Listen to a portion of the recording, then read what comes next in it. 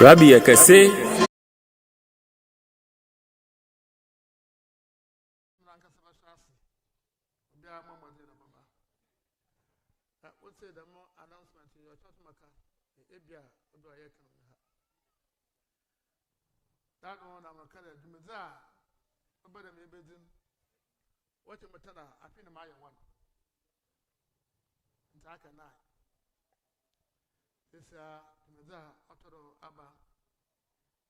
Abosun yankopon ho ose shase kasa asodwe ka asodwe ho asam kiro man okwa man nu onamda asodwe babam ma mo ye yin wo hwe yam kyekyo asodwe asopopi be Israel asodwe be Israel bi do asma konse ko maka asodwe ba maka nti edu yeso yero then we on check machasi meje impebebli ode me impeba 10,000 ho yele mejuma wonse no mo yaso funku iyo yo sumrasa do bia kra so fu wo ya nka obia eyo hina botuma baby e police na baby so je baby ya minister baby yes kenya baby da ya twa yimpa Oba wa John the mu okuwon na pi ye chuma man mu da emodwen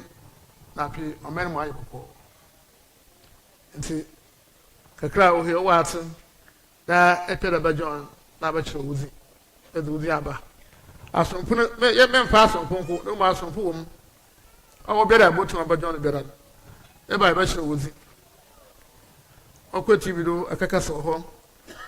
first of all, let me pay Yimpa and Uncle Bella or your better. What about John Coon? To wash one my own to be about you in the Ochna, that shall sign grab a yako. And I will be a April CD. When a beer, I'll start Yimpa by a 500 employer. But the home chassis. And so what Son Éminence Ɔkrɔnkrɔnyi Nyame Somafo nous dit tout dernièrement, il nous donnait des informations au niveau du siège et il disait que l'œuvre que l'Éternel lui a chargé de venir faire, c'est maintenant qu'il est en train de faire partie numéro 1. Et tout à l'heure, il y a la parole de l'Éternel qui lui est parvenue et l'Éternel lui dit qu'il n'a qu'à commencer à parler de la paix. Alors, son Éminence Ɔkrɔnkrɔnyi Nyame Somafo dit qu'il a besoin de certaines personnes, plus de 10 000 personnes. Alors, ces 10 000 personnes, ce n'est pas parce que tu es de la religion seulement. Quel que soit qui tu es, que tu sois ministre, que tu sois policier, que tu sois un sergent, que tu sois un militaire, ou bien que tu sois quelqu'un, même qui n'est pas de la religion, que tu veux venir aider, que tu sois riche ou pauvre, que tu veux venir aider, tu peux venir t'inscrire. Il va former le groupe de personnes. Et avec ces personnes-là, il ira partout pour annoncer la paix. Car l'Éternel le charge de parler de la paix. Alors, il prendra 500 personnes pour commencer. Alors, toi qui es ici, qui l'entends, que tu veux aider, tu veux participer, tu viens, tu donnes ton nom, ils vont t'enregistrer et tu vas faire partie du groupe. Avec ces personnes, ils vont se promener pour annoncer la paix. Donc, l'Éternel lui est chargé de venir apporter à cette nation. Ɔkrɔnkrɔnyi Nyame Somafo ya se ye di dwumade ne aba na wie ye ne mom wakai yen so ochina osum kese ne bekoso wa ha etiye nyina ye mre bi na we eyen kaibo a odi ma yen osise ne a wa ma ya ti ase se Ɔkrɔnkrɔnyi Nyame Somafo ya osise na wa ma ya ti ase se abos nyankopon dwumade odi man a odi ba asase so na wo di no se ye hwe ne nyina afi no wa ye mo baako se ye kinkan ni nyina se 10 anase yedua afei ena waye mu baako osi baako so abeka ho na ne nyina na asundwe asem saboso ni nyankopon so onkyerɛ yen di kwan ye befa so a ye betumi enya asundwe ewo man ne mu osi se na aboso ni nyankopon suma Somafo bebre eba Israel no omuka asundwe asem ma asundwe ba ho osuma komsheni Muhammad Nyame shira na asundwe nka no onunkwa ba Arabia ma asundwe aba omuntem osi afei no manga na yensu ye die aba enti se onya dom bebre na oni omudi nhia na afei kwaya ye befa so ma asundwe aba man ne mu no wa kyerɛkyerɛ no ne ya to apro ewo Ghana enti osi sa akwanya no ode atu ho ede ama obi biara so ye timamofo nkwa de yakonya edemao ose nye summa no kwa na mum obi biara se nipa no oya krankra oye na adwuma so oye minister so oye police so oye soldier de oye bia okoko ne Nyame Somafo se ohu behia na afi odi asumdwe asemi na asumdwe ntitie edi amaye na ye bewie no na oman no yenya asumdwe ensi ebokwa region bia ewakato region bia ekwa kaye bi ho region bia ekwa kaye bi ho ye mpinpo ada no mama ka achira ho no wo so wotum we gina ho aka ono ma de na atrentum. Son éminence Ɔkrɔnkrɔnyi Nyame Somafo nous dit que nous allons partir dans chaque région et chaque région on créera le groupe là-bas et on va chercher un leader qui va diriger le groupe. Alors ce qu'il ordonnera ou ce qu'il dira, c'est à travers cela que le groupe obéira et nous allons travailler ensemble pour que la paix puisse vite venir dans cette nation. Ɔkrɔnkrɔnyi Nyame Somafo asese ne okaye no sa dom yi no enye fa akopɛ na emu obechi ewo manto bia mu na se na obechi wo region bia mu no eno beboa ma region kro obekɔ no tiko na odi mpanyifo agina no sa mpanifo no mbɛhwɛ se nsɛm a odi bɛma omo no omo so begina ho no omo de nkyekire anasa entitie ne nkyerɛkyerɛ edi amadom no na eboa madom no etim no mate ase ma sa koi abe diguma ewo man no mu. Dama mrekade ayo osuma asem no wonse ye sho osuma atado fa nkoda makwan ne bi do manyina botwa atado popolo arata popolo nso ojina kwa obi makara wa afu mponi ara ipe da bi ye na ba yako do manyina ba patara ko onna boboa mo bi atuma ade wa bibi. Son éminence Ɔkrɔnkrɔnyi Nyame Somafo nous dit tel qu'il a dit que tout le monde va participer. Nous n'allons pas choisir seulement les gens de la religion seulement. Et raison pour laquelle nous n'allons pas porter les vêtements de la religion, mais nous allons prendre d'autres uniformes qui n'est pas de la religion et nous allons partir partout pour ne pas que des gens disent non, que ce sont des gens de la religion à son Dieu Totomsom. Non, donc nous n'allons pas faire des uniformes venant de la religion, mais nous allons faire d'autres uniformes qui ne sont pas de la religion pour qu'on puisse envoyer la paix partout. Ɔkrɔnkrɔnyi Nyame Somafo asese ne wo kan se enya asumfo no nkwa na bedi sa adwuma no nti emma yahofa no enkoba ne sa asumfo no nkwa na edi dwuma no yahofa no ebeye surunko eni obi biara obeba ho bia beye pe se ne be adwumadie no ebetumi akoso afi mo hebe ipo bela mo bema tago oya hino obi ara be ya babo tanga so da bon bra. Son éminence Ɔkrɔnkrɔnyi Nyame Somafo nous dit que ça soit 10 000 personnes ou 500 personnes, toutes ces personnes qui vont y participer,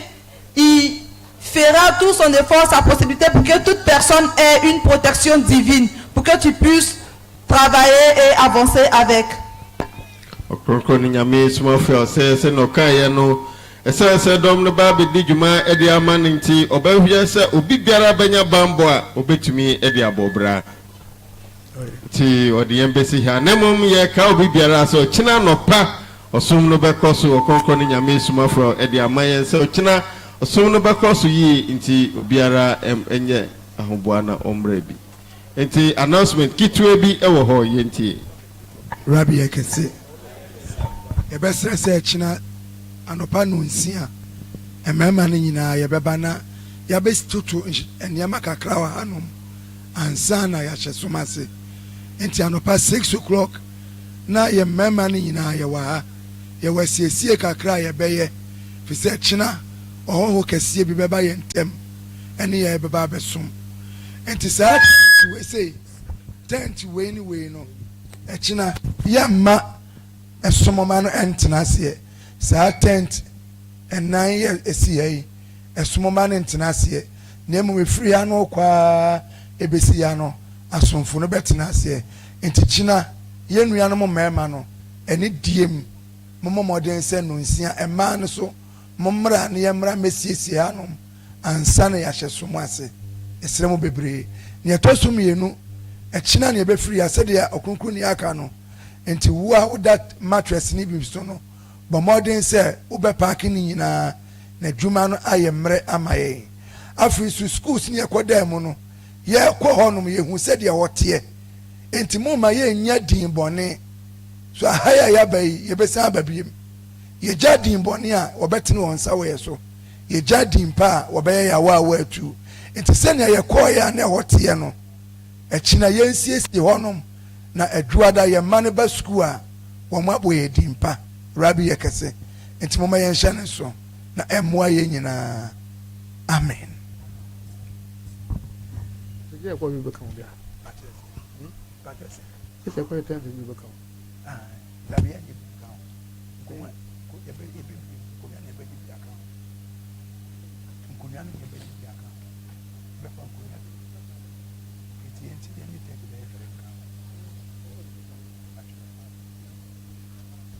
Ti sɛ Messiah ka no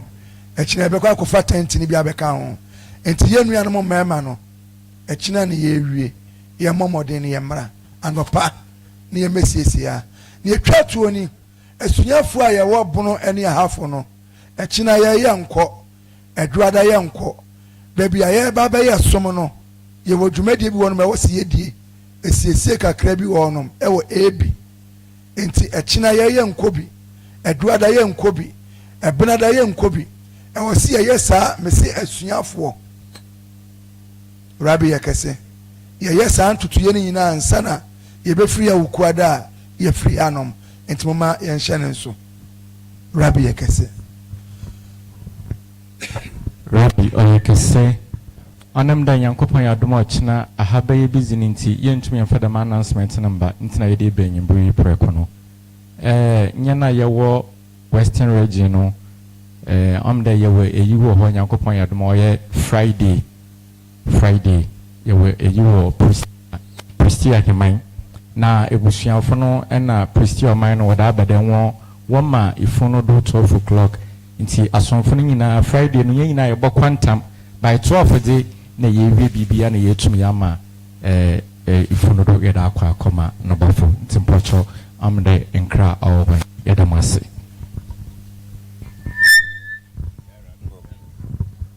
Amen. Jamre yada sumno yada bewi kasa utweto ayin ya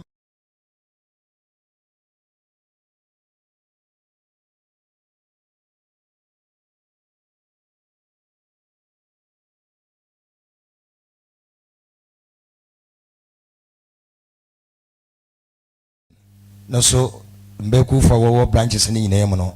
so ya Nyame ne pia ochina be 8 o'clock na wotwe we here we nyina e wa ha nti asama ohwen rabi yakase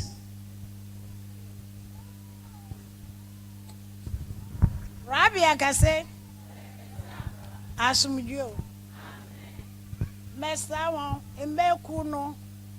yare shase aha for ha ko toa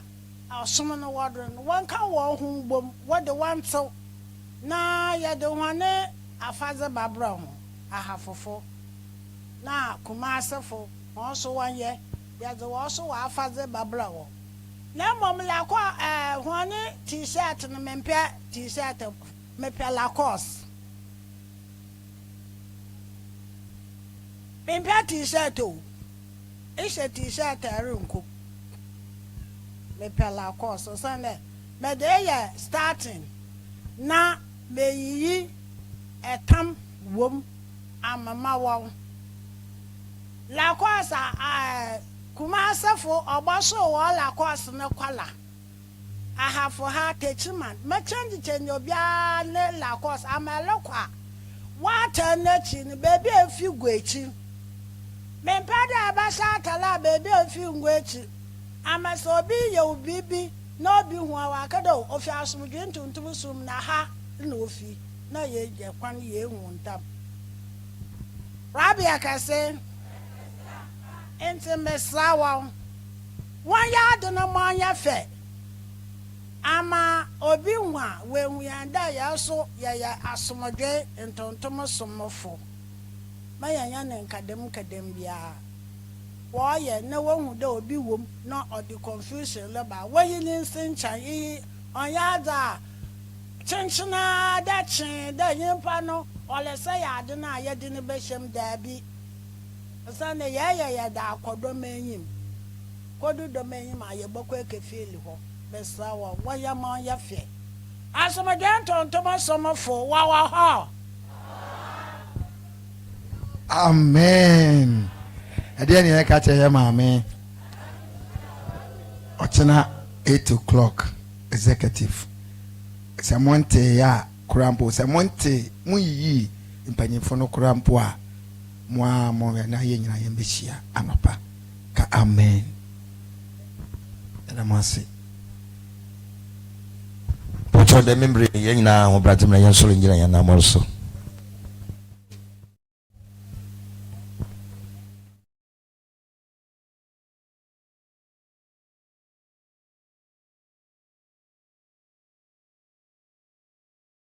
Siampa Asubio Amen So Somafo gaze Ayahu Somafo Yawoh kaso Ohun de no so ayede ninianu So Somafo gaze Ayahu Somafo Yawoh kaso no so ayede So Somafo gaze Ayahu Somafo Yawoh kaso ohun de no so ayede jedi fama Ayahu Somafo Yawoh kaso no so ayede Minyanum kremofu ne minyanum Kristofo Humti asama merubekan Ye yinara yeto mayimu Na kremofu litiem hello Na Kristofo surubodon kon Ya dini yina ida Yesu minyaminti kremofu yasama wakan ide Onyankopon ya krote No Yankopon do ya krote Na Kristofo nyimi nyame basa krunti Onyame aja Onyame oba Onyame sunsum konfron No Yankopon nyimu hwe Na wonbodi wonyimi nyame sumu kra Na nkremofu a wonyimi nyame kro no nso So how be no baba Nene na makonfo ene nsefo malamfo asofo woso ne mpaibo winter ready for those who manyimu na fe subiom Ghana ye pedwamambo kronobo nendiabo na akayo ene nti twitwa no nyimpa pemu ne ye pensem kiko na nsemo ye ni mu hwe no na ye keka no Yankopon ba me ye ni nti Wasumatu kazina efrisuru no dia mo my Ghana se onji Ghana man nsiwo no ndan ya mesumu man ne tumi kasi ni dini onyame no Somafo Yawoh onyame no Somafo Yawoh Ɔkrɔnkrɔnyi nyame no Somafo Yawoh timunya sunam tie no da so Somafo gaze Ayahu Somafo Yawoh kaso Bonu de no sura yedi jedi fama ba Somafo gaze Ayahu Somafo Yawoh kaso no sura yedi so Somafo gaze Ayahu Somafo Yawoh kaso Bonu de no sura yedi jedi fama ba Somafo gaze Ayahu Somafo Yawoh kaso no sura yedi Ɔkrɔnkrɔnyi nyame Somafo Yawoh ne nsemni ɔse ɔmanya ɔyɛ nyame somman no wokura honjede kor wonkyekire kor won nyame som kor ansa na som dria ba ɔman mu na Isaiah 19:24 so ono no chiro me basa nya musumu na demo manye basa yi oni Israel fo Misrima oyemeka yewo Assyria fo oni omai konkron Ghana na yewo fo da kase basa bi wo mayimu na dam fo da kase basa yi oni nkremosum Kristosum na abosomsum na ono na me beche chire mu yi na se ikon kremosum yi mu a yewo ahmedia yewo tijani yewo alesuna na moke ka hu mpodi bebre